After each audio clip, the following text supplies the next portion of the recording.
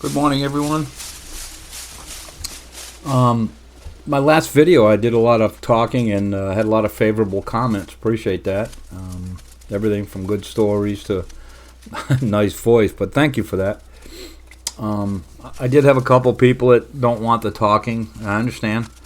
I'm not trying to be a smart aleck. Just turn the sound off and pretend I'm not here. So I love to talk. So I'm glad that people like that. As far as those stories about my mom and growing up and stuff, it's just I've told those stories 1,000 times, and it's just the way my mom and my dad were. You know, they were right up front about everything. So, and my wife has raised our two children in the same manner. You know, they were brought up. We both have. They were brought up to know the difference between right and wrong, and you know, that sort of thing. So I'm a little under the weather today. I had excuse me, I had a dental appointment yesterday. I'm having some major work done, but I had two teeth, back upper teeth, pulled out. One of them they had to cut out, and one of them, the root was so long that it was close to my sinus, and actually there was a hole between the tooth socket and the sinus, which is not abnormal. My doctor said that's fairly common. But for some reason or other, usually dentists don't bother me at all, but this visit, I was tossing and turning all night and felt feverish and everything else. So today I'm just going to stay here with my wife right next to her. I'm sure she'll love every minute of that. Or not. Some of you old Air Force retirees might remember a cartoon that used to be on the Air Force bases. At least it was on Columbus Air Force Base in Mississippi in the paper.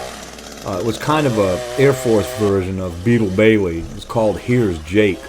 And, Jake was, it was just a funny cartoon, pretty much. But I remember back in '82, I went into the dentist office for my annual checkup, and I was sitting there in the waiting room, and I saw somebody had cut out the Here's Jake cartoon and hung it on the wall.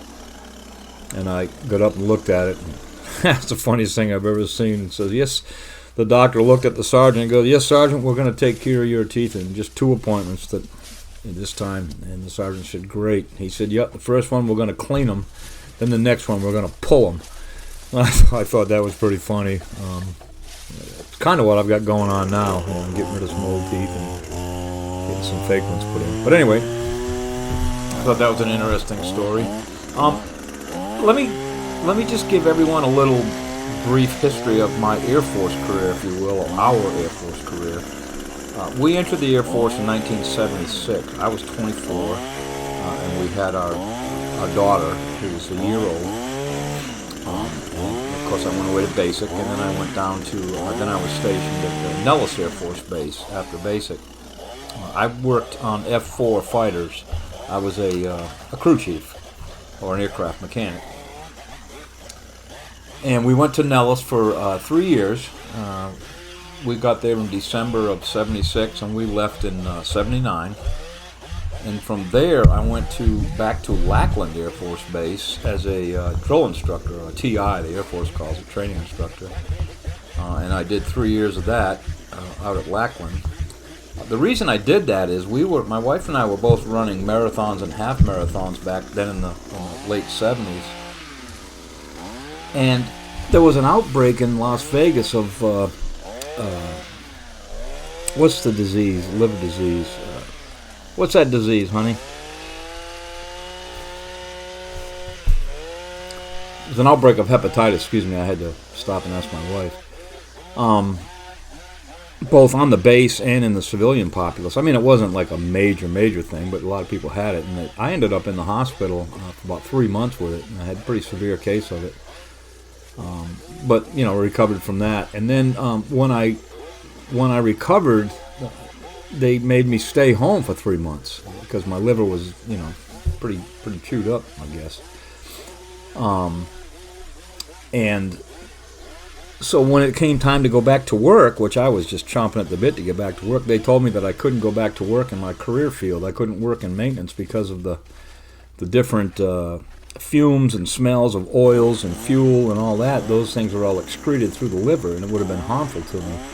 So they put me up in the headquarters building, down in the basement, working from 4 o'clock to midnight, working at an old key punch machine, punching in flying hours for the jets. I did that for about 3 days and was going out of my ever-loving mind. So I went up to the base personnel office the following day and asked what I could do to get some sort of special duty assignment. And they told me the only thing they had was the TI duty. So I took it and ended up going to Lackland for 3 years, and I really enjoyed it. It was a good tour. But anyway, I got done with that, and then I went to Columbus Air Force Base, Mississippi. Worked on the T-38s. That's a upgrade training base for pilots. It was the old ATC. I don't know what they call it. I call it now, but Air Training Command. And I stayed there. We stayed there for 4 years, and that was a great assignment. Tucked out in the woods in Columbus, Mississippi. Nice place. From there, we went to Germany. Went to Spangdahlem for 3 years and worked on F-4s and F-16s over there. And then I decided, I was an E6 at the time, I decided in all my infinite wisdom, we're going to get out of the Air Force, and rather than me go remote and all this stuff, and I just wanted to get out and go home, be with family. And I had 12 years in, or almost 12. The dumbest thing I've ever done in my life. So we got out. We had a good career, no problems, had a stellar career. I kept my nose clean. We got out and we went back to Maine, where my wife's family lives, and we weren't there 3 or 4 months, and my wife and I sitting there one night at the kitchen table and said, you know what, let's go back in the Air Force. We had a great career going. So we started looking at the map and deciding what bases we would like to go to, this, that, and the other thing. And this was in 1988. And for those of you at my age might recall, in 1986, President Reagan reduced the force by 250,000. He chopped the military force by a bunch. I'll never forget that day. I went to the recruiter up in Maine, and the guy looked at me and gave me the old, you got a better chance of winning the lottery and get struck by lightning the same day. He said, there's no way you're going back in. I said, look, I'll drop 2-3 ranks. I don't care. Just get me back in. He said, nope, they're not taking any prior service. So I tried and tried and tried for 4 or 5 months to get back in. Tried calling some different people that I worked for and things like that. And then I realized I wasn't going back in. So we started putting our civilian life together. We fumbled around for quite a few years. We ended up moving down here to North Carolina in the 90s.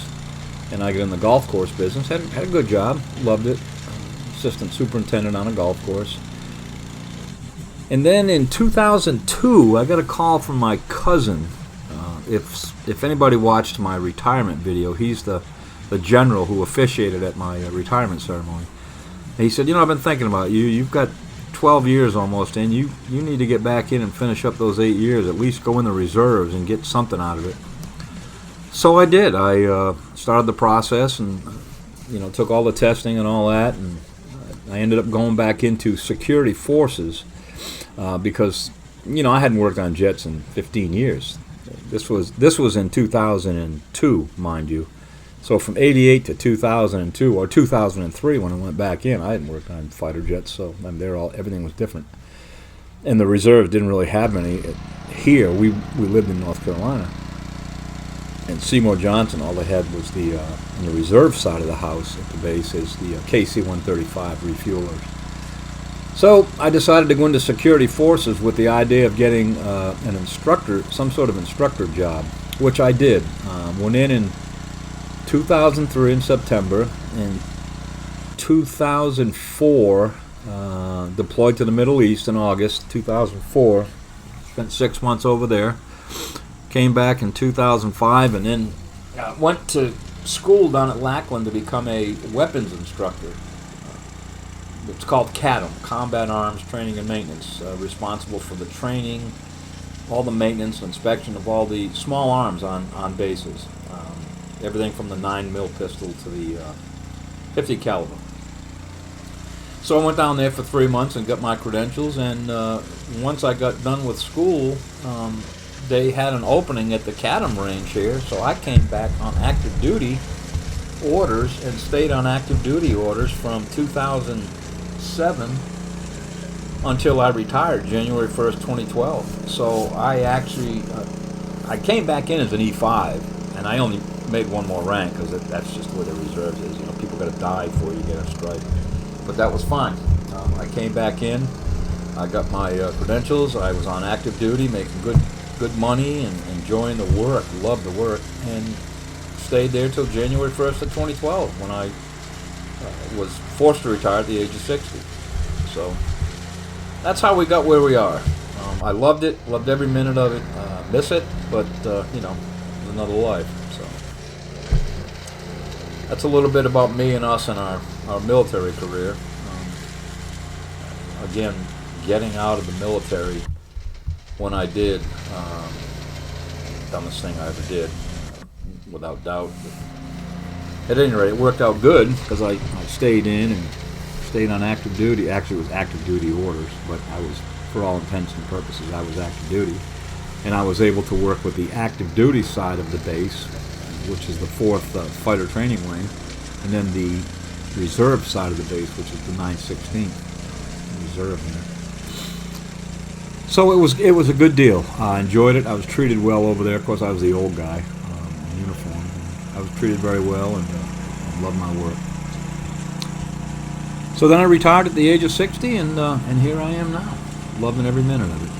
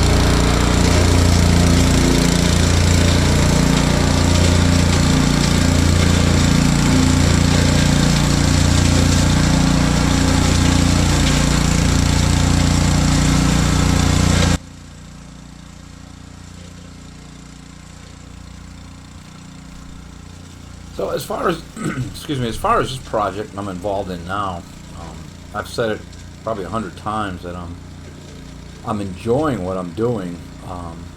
It's the type of work, if you will, or a type of project that there's kind of immediate satisfaction. That's kind of the way I am. You know, when I was in the golf course business, you know, you go and you cut the grass and make it look pretty, and you kind of get immediate results of what you're doing. That works for me. But I do like this type of work. I mean, you know, it's not all that hard. I sometimes make it harder than it is. And I know I've addressed to some folks that commented about, you know, getting a skid steer or a small mini excavator or something like that. But, you know, that's something that I'm not going to do. I'm not going to make that investment because, I'm 70 years old. If I was 30, it might be different. But, I'm just going to work with what I got. I did buy the Brute, the brush hog. And, prior to that, I had bought a zero-turn mower, which is, at this point in this project, is really not suitable. There's too much debris and stuff. I'm not going to bring that brand new mower in there to that. I use my older rider, which is fine. But I do enjoy it, and again, a lot of comments about where were the neighbors and this and that. I have not heard, nor have I asked anyone, and no neighbor has come forward and said, has made any kind of negative comments about these folks. I just talked to another one the other day, and he's very pleased with what I'm doing for the neighborhood and also for this family. So, it doesn't matter. I'm of the opinion that when you're led to do something to help somebody out, you don't question, the whys and whens and wheres of it. You go and help out. If I felt like somebody was using me, that'd be a different story. But that's certainly not the case here. This is a very, very nice man. His daughter moved back in to help him out, and as I said, his wife is now in nursing home for advanced Alzheimer's, and I can't imagine going through that with my wife. I can't imagine it. I just don't. My father, when he passed away, he had dementia, but he wasn't full-blown Alzheimer's until the very, very end. And then he went quickly. He passed quickly because he was 88 years old, so he had a good life. But anyway, that's neither here nor there. I don't question what happened, when, where, why. No one has come over and said, "Hey, this guy's a nut" or something like that. It hasn't been that way. I do get a lot of waves from the people as they drive away, from out there. They'll wave to me with kind of a appreciative wave, if you will. So that's all I care about. That's all I care about. And again, I don't take any pay for this. It's not what I'm about. We're fortunate, my wife and I. So.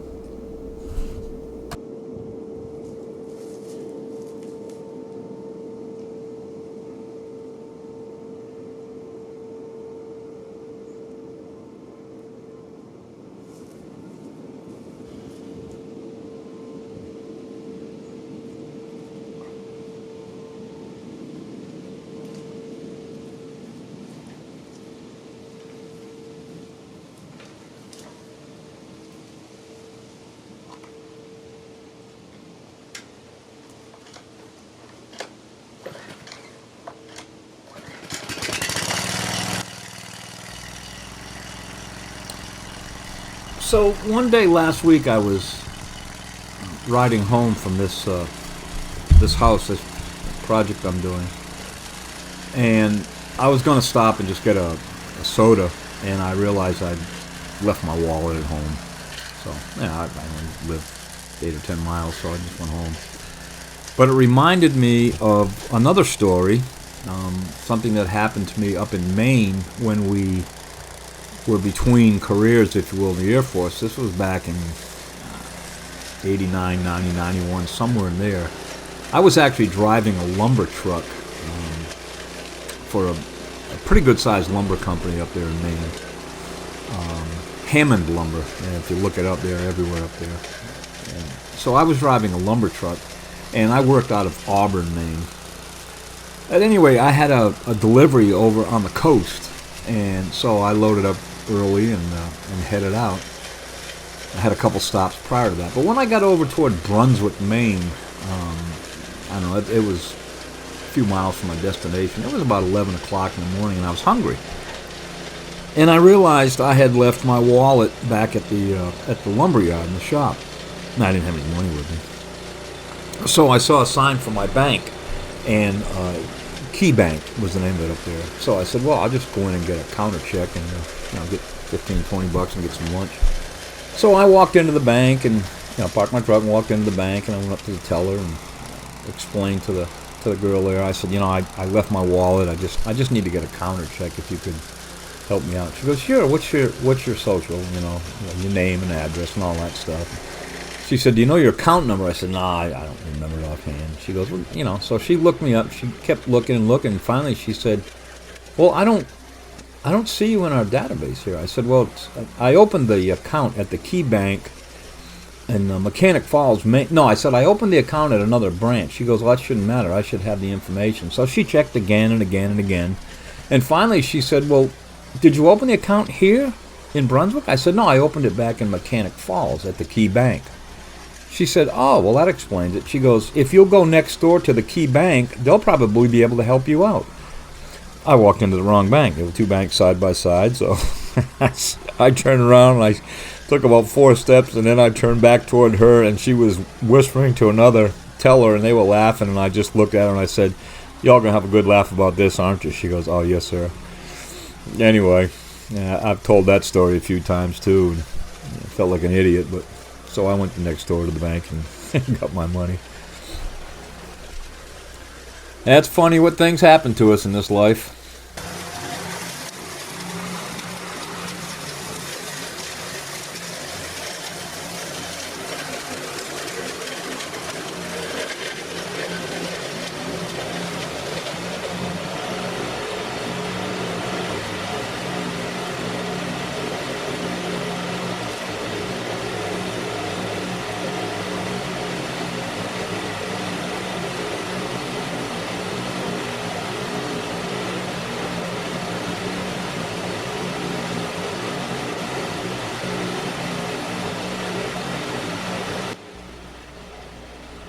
I'll just relay one more quick story, another kind of funny one. Before we deployed, we took a 2-week training mission, my unit, out to Little Rock, Arkansas.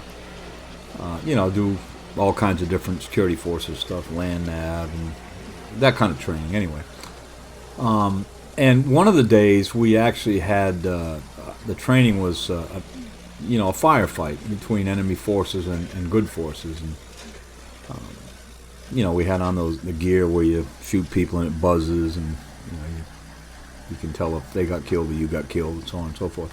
Anyway, we were doing that drill, and I was in this was in '04, and I was in great shape then. I really was. I was 51 and weighed about 178 pounds, and I could still run quite a bit. But anyway, we were running around the hills out at a place called Camp Robinson near Little Rock, and our leadership team, my supervisor, the commander, and all those people, they were down below on a dirt road, and they could actually witness us up on the hillsides,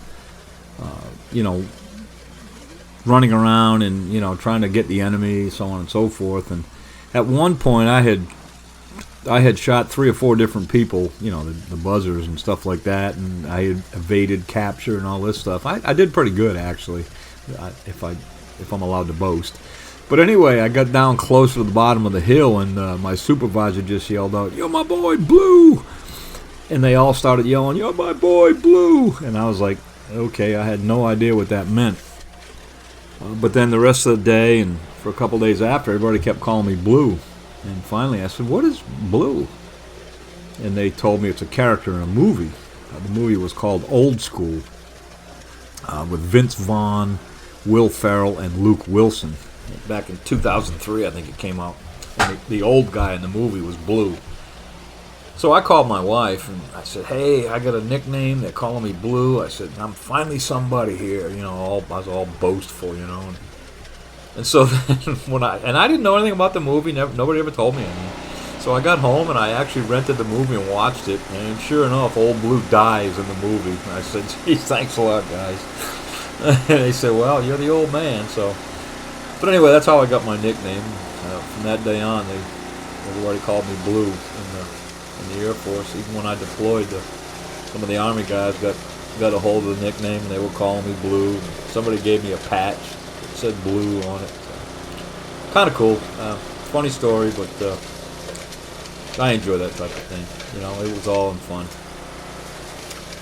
Anyway, I'm going to close my mouth now and let this video run out.